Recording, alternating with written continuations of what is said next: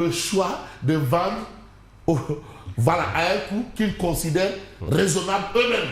Bref, en tout cas, la situation est telle que situation carabineuse. Et vous avez, quand la morosité économique asphyxie aussi l'État, la morosité économique asphyxie l'État. C'est bon. Dès que tu es 6 heures du matin. Non,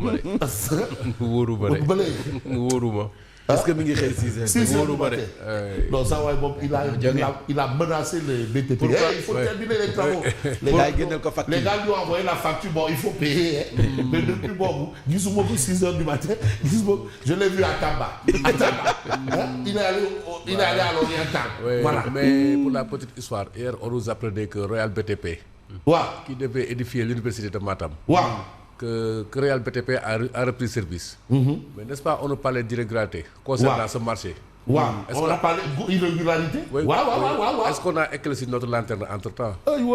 Hier, c'était à la une de Royal BTP. Et on a parlé d'irrégularité. Et aujourd'hui, est-ce que les irrégularités sont devenues régularités? Voilà. Bon, on va voir dans la régularité de quelle régularité, ça a été régulé. Alors, quand la morosité économique asphyxie aussi l'État, mais il s'agit de l'AGETIP, AGETIP, l'AGETIP qui envoie des cadres en chômage technique. Des cadres en chômage technique. Entre vendredi et lundi, 14 employés. AGETIP, c'est une... l'une des premières agences. Mais attends. Quand on a commencé l'agenciation. L'agenciation. Voilà. Et je sais que c'est une agence qui travaille beaucoup avec la Banque mondiale. AGETIP. Ah oui. Attention. Entre vendredi et lundi, je crois qu'AGETIP c'est en 89 ou quelque chose. Comme ça, 88, 89. Non, juste après 90. Oui, après 90. A commencé après 90. Pas avant, autour de 90. Juillet 89. Juillet 89, voilà, AGETIP. Juillet 89. L'agence d'exécution des travaux d'intérêt public contre le sous-emploi. Contre le sous-emploi. L'agence qui est contre le sous-emploi envoie des gens dans le chômage. Fait du sous-emploi. Envoie des gens en chômage. Alors, c'est un licenciement déguisé, une mesure aux allures de règlement de compte, mais selon des sources, AGETIP ne doit pas disparaître sous le magistère de Diomaye et Sonko. Parce que AGETIP a été là sous Abdou Diouf, contre Vans et Marie. A été là sous Abdoulaye Wade, contre Vans et Marie. A été là sous Macky Sall. Maintenant, sous Diomaye et Sonko, comment on dit ça encore? C'est pas possible. AGETIP ne doit pas disparaître sous le magistère de Diomaye et Sonko. C'est le DG qui doit disparaître. Loukheu, Mbadou. En tout cas, la mise en place d'un collectif se décide pour faire face et se battre.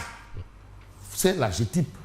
Et aujourd'hui, quand la morosité économique asphyxie aussi l'État, et vous allez entendre les arguments du DG dans justement un autre journal. Mais en attendant, on a nécrologie, l'hommage de Mamadou Ndiaye à un grand homme. Christian Valentin, mémoire de notre histoire institutionnelle et diplomatique et emblème de l'unité culturelle du Sénégal. Christian Valentin. Ah oui. C'est pour cela, Sénégal, voilà, André Pétavin, ces grands noms-là. Oui. André Guiabert. Attention. Moi, tout l'aide. Aujourd'hui, tu as les Oumar Wali Zoubarou. Ah oui, Fabrice Gueva. Bon, en tout cas, on reste avec Tribune. Nouvelle application mobile, la Croix-Rouge sénégalaise révolutionne le sécourisme. Et puis, financement des Dara, présence chrétienne demande au gouvernement de penser aux séminaires et juvénal catholiques.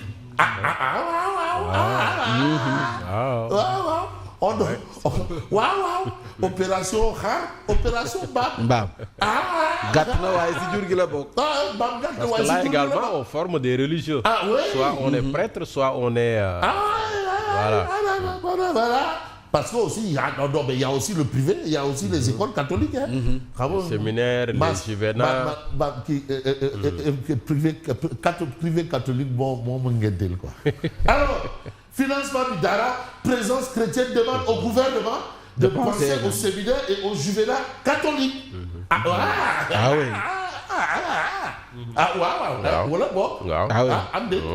ou bien Wolobok. Quelle est la question? Si vous le bok. Wolobok ou Amdit. La question c'est quoi? Amdit. Ou bien Wolobok. En tout cas, parce que aussi les jobs Abbé Jean-Baptiste Senghor là aussi. Abbé Alphonse, ils ont besoin. Sinon, à Malika. Sinon, on va appeler l'abbé de Gorée là. Oui. Parce qu'annuellement également, c'est l'église qui s'organise à travers les paroisses et les diocèses pour soutenir les séminaires, les juvénats, entre autres. Mais non, mais attends, mais ils sont là. Mais les gens l'oublient. Mais Caritas, c'est de l'humanitaire. Ah oui. Mais non, parce qu'on va appeler abbé de Gorée là. Abbé Sonko. André Latif. On va appeler André Latif parce que André Latif il est là. Bon, il est là. Là, ça plus. Quelle preuve? Gars ñëwatuñ géew wala? Non, est-ce que mos nañoo ñëw géew? Est-ce que l'État a une fois pensé à ces maisons de formation? En tout cas, la situation est telle que on va évoluer. Je vais prendre source A. Source A parle de l'AGETIP, envoie en chômage technique beaucoup d'argent, dont des cadres. Quand tu entends cadre dans une structure comme ça, c'est que forcément, ou probablement, il devrait avoir des ingénieurs. AGETIP, ils sont dans la construction. Les victimes en tenue de guerre. L'agence d'exécution des travaux d'intérêt public contre le sous-emploi a décidé de placer une dizaine de travailleurs en chômage technique à compter du 1er février 2026. Donc là. Et vous avez les victimes criées au scandale parlent de mesures sur fond de règlement de compte, car disent-elles, tous les cadres concernés par cette mesure ont été récemment en froid avec le DG. En froid. Voilà. Et vous avez la réaction du DG, Hélène Malik Gaï. Qu'est-ce qu'il dit? Il dit que oui, on sait tous comment est le pays. C'est pas lui qui avait suspendu une réunion pour aller réparer un climatiseur au 9e étage au 9e étage du building, au 9e étage de Bamadouya. Il a suspendu une réunion pour aller régler un problème de climatiseur là. Bon, depuis là, il est dans le froid. Bon, il a sa réaction. Comment le secteur des BTP est à l'arrêt? Nous évoluons dans ce secteur et nous ne sommes pas épargnés par les difficultés économiques qui le secouent. C'est pourquoi nous avons envoyé certains travailleurs en chômage technique. C'est ce qu'il dit. Tout simplement. C'est la situation du pays. C'est un aveu donc. C'est un aveu. Et pas de n'importe quelle structure. De l'AGETIP. Donc aujourd'hui, on considère que tout ce que les gens ont toujours dit sur cette question est vrai. C'est le DG de l'AGETIP qui dit que si je suis en train de virer ou envoyer un chômage technique, c'est parce que Réumi Dokoul. Réumi Dokoul, et c'est ça la solution. En tout cas, c'est lui qui le dit. C'est le DG de l'AGETIP. Donc là, sa parole, c'est une signature. Ah oui. Alors, je n'ai pas peur que les travailleurs concernés m'envoient en procès. Le chômage technique est prévu par le Code du travail. Voilà. En tout cas... Lui qui doit lutter contre le sous-emploi. Le sous-emploi. Bravo. Son boulot, c'est de lutter contre le sous-emploi. Bravo. Et bien là, il dit que non, il va sous-employer. Bravo. Et il dit que non, il parle de Code du travail. Et il parle de situation carabinée. Bravo. Bravo. Qui Amne Barao. Amne Barao. Machallah. Timo Maïna ko ñaari fukki nekk lu jees ne ak ñaari fukki judd. Voilà. Qui Amne Barao.